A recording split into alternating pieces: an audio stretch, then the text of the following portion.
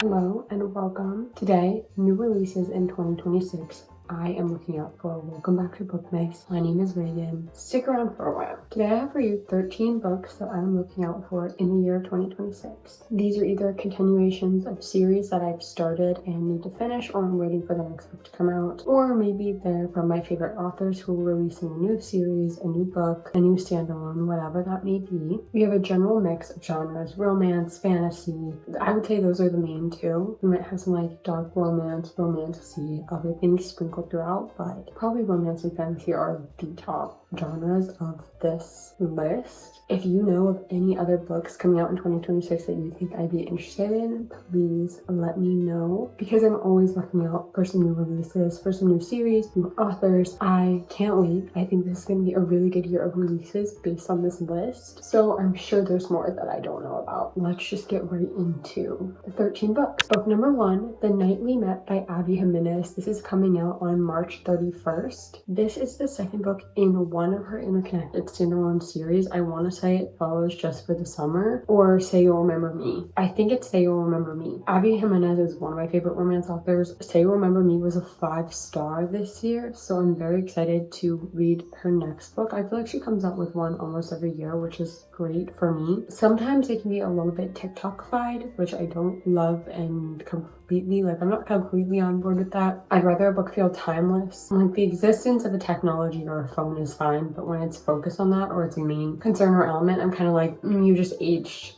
your book. In general, I think I'm going to love this release. I haven't disliked an Abby Jimenez book yet, so I would be surprised if this is the first one. Another book coming out on March 31st is Game On by Navessa. This is the third book in the Lights Out trilogy. It's interconnected standalones. Lights Out was one of my favorite books of 2024. Caught up, I read this past summer and I didn't love it. I gave it like a 2, I think. This is a dark romantic comedy. I love a dark romantasy, or not a dark romantasy. I love that too, but I love a dark romantic comedy. I think we need more of them. Lights Out was probably one of my favorites. I also love all of Brynne Weaver's books. They have been pretty good for me as well in the dark romantic comedy kind of genre. I want more recommendations. If you have any more, please put them in the comments, because I like that genre. I think is so underrated and needs more, but I don't know where to find them because it's not like an official genre that you can look up on Kindle Unlimited or look up on Audible in my experience. So I'm looking for more. Please give me some recommendations that are like Butcher and Blackbird and like Lights Out. I'm not really sure who this next one is following because I feel like we've run our course with these characters, so I'm not really too sure who we're following. Book number 3 is Rites of the Starling by Devney Perry. This comes out April 7th, and this is the second book in the Shield of Sparrows series. I don't know what this series is called, but the first book was Shield of Sparrows. I loved Shield of Sparrows. I saw a special edition in Target yesterday that like the inside cover had this really gorgeous art of the forest and like the tree houses in the forest. If you've read it, you would know. It was so gorgeous and it made me want to buy that copy, but I don't need that copy. Like, I don't need it, but I really, really, really want it. But it was so pretty, but it's not. No, I don't need it. I feel like Shield of Sparrows is so unique in the magic system and in the world, especially with the monsters. I feel like we see a lot of mythical creatures in fantasy, but not all of them are monsters. You know what I mean? Like, I feel like a lot of like the dragons are like friendly, or fairies or sprites. Like, they're generally, most mythical creatures that you come across in fantasy are generally friendly. This was like every single one was an enemy, and I thought that was really cool. I don't know. I just thought it was very unique from anything that I've ever read, and the romance, oh my god, so good. But okay, I think everyone hates on love triangles too much, because if it's done right, it could be really good. It could be really good, and everyone just discounts it because it's a love triangle and like they don't like love triangles. But I think they can be done really well. Like The Wolf King, a prime example of a good love triangle. Speaking of The Wolf King by Lauren Powell Freeman, when's the third one coming out? Because I need that now, and I was looking to see if I could figure out when it's coming out, and it's literally not on Goodreads. It's literally not on Goodreads. What am I supposed to do with that? I have no information and I'm sad about it. Number 4, Fury Bound by Sable Sorrensen. This comes out on May 5th. This is the second book to Dire Bound. I read the indie published version of Dire Bound and I liked it. I didn't love it,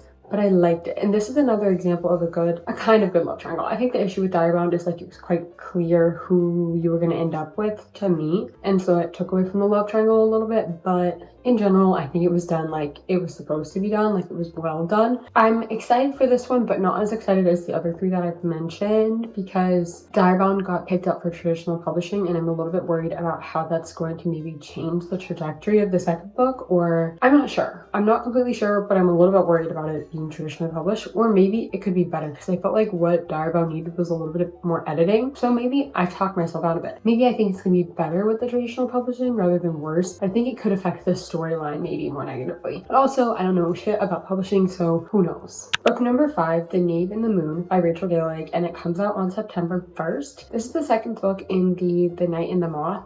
It's definitely not called that. I think it's called the Stonewater Kingdom series. I loved The Night and the Moth. Like, there have been so many books recently. You know, the Gargoyle in The Night and the Moth, how everyone talks about like, oh, I'd do anything for him. I'm in the same boat. Like, I would do anything for that damn gargoyle. There have been so many characters in other books that I've been reading that have the same energy or like have the same emotional and plot presence as the gargoyle, as Bartholomew, and I have been loving it. Bring back the like non-necessary side character that pulls at your heartstrings but isn't actually a human, is just like kind of a like something there to make you cry, like Lahaba in Crescent City, like Onyx in Quicksilver and Brimstone. Please, authors, keep it going. Please keep it going. I want a cat. Can someone give me a cat version of that, please? Because that would be great. Next, we have Evermore Book 2. It doesn't have a title, and I don't think it has a cover quite yet. It's by Julie Soto. It's the second book in this series, actually. I have it right here. Rose and Chains. It's the second book to this. That actually is probably going to be on my top 25 of 2025. It was very good. I think the only reason I rated it a 4 stars is because it took me a long time to read because of like other things in my life, not because of the book. Like, I was working 2 jobs and I was a full-time student, and like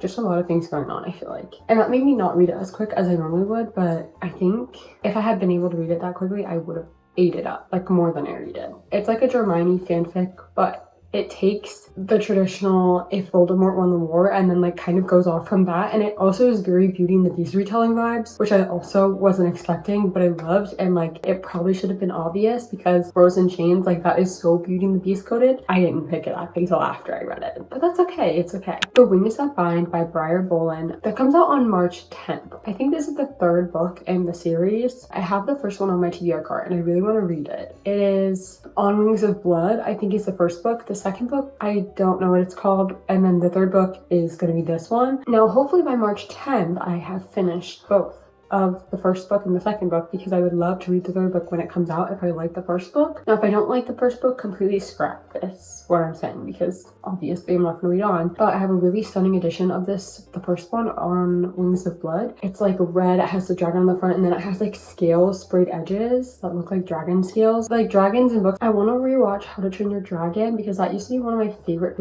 movies, and I think that this might be an adult version of that. But I don't think it's about Vikings. I just think they happen to have dragons. I need a Viking dragon book. I need essentially How to Train Your Dragon in a book, but make it like adult romantasy. That would be probably a top read, maybe of all time. All right, now we're back to the romance. Fever Dream by Elsie Silver. This is the first book in a new series by Elsie Silver. I don't know what the series is called. I will say I'm not in love with the cover. Normally I'm like, yes, Elsie, give me that cover, but this cover is not my favorite. It might grow on me.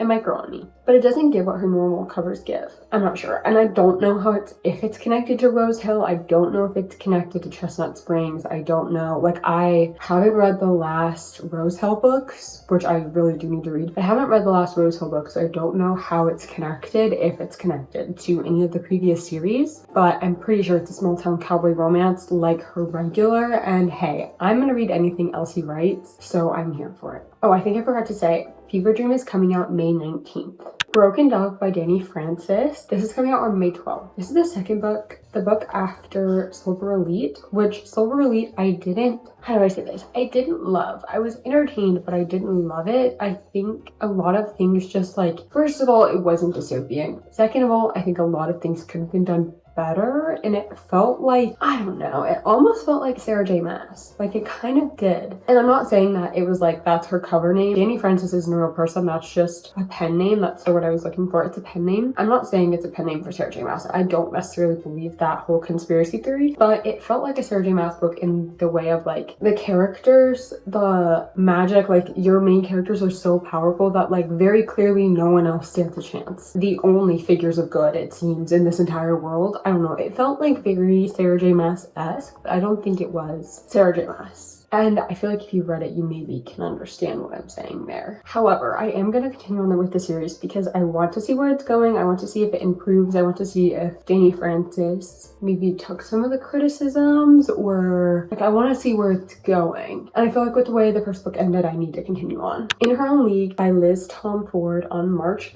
3rd. This is a completely new series outside of the Windy City series. It might be interconnected. It might be that the series have some sort of connection, but I don't know what it is. I haven't finished the last 2 books in the Windy City series. So someone let me know if I need to read those before I read this new one, and I probably will, but I'm just wondering, putting it out there. And I'm wondering if this is gonna have a female sports star, because in Her Own League, are we seeing anything there? Probably not. Like, I have literally no idea. Did I read the synopsis for any of these? Not a single one. Not a single one. I'm just going based on vibes, and you know, sometimes that's okay. Dragon Curse by Elise Kova on January 6th. I know for December on my TBR, I have an Elise Kova book. I have a deal with the Elf King. The reason why I put this on this list is because the cover, absolutely gorge. So pretty. Like, I'm in love with it. I'm in love with it. Have I read a single Elise Kova book? No. I've heard good things though, so I'm not completely going in blind, but I need to read A Deal with the Elf King in December to see if I'm liking the writing, if I'm liking the vibes, and if you don't think that's a good one to start with,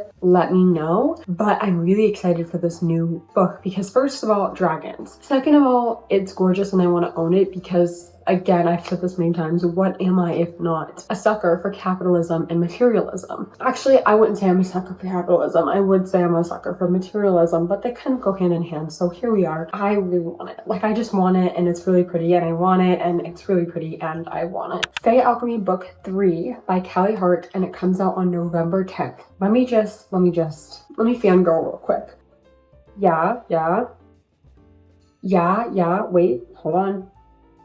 Yeah, so I'm gonna be buying that book. I might buy the Barnes exclusive edition. I'm not totally sure what I'm gonna buy, but I know I will buy it. And if they come out with one that has the art in the front cover, I will be there. I'll be sad. I'm not a huge fan of every book having sprayed edges. However, I am a fan of every book having a gorgeous inside. But go back to putting some effort into books. Like, I want it to look pretty. I'm sorry, I want it to look pretty. Do not give me some regular schmegular, like it has nothing on the inside cover. You open it up and the end pages are black. Like, put some effort in. Just a little bit. You'll make more money that way, but like, I want it to look pretty on my shelves. That, yes. Yes, please, every time. Put the art on the inside. Put the art on the inside. Also art on the outside. Like, I recently put myself on the Fairy Loot waitlist. I'm gonna be on there for years, but like, I want it. I want to have all those gorgeous special editions on my shelves. And who can fault me?